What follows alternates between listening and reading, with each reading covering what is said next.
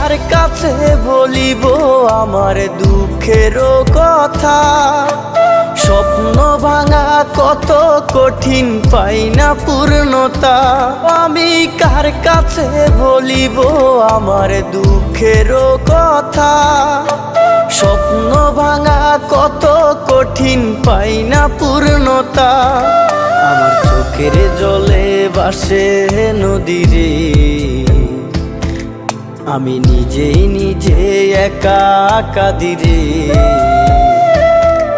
আমি নিজেই নিজে একা হাসিরে। আমায় দেখলে সবাই পাগল বলে রে।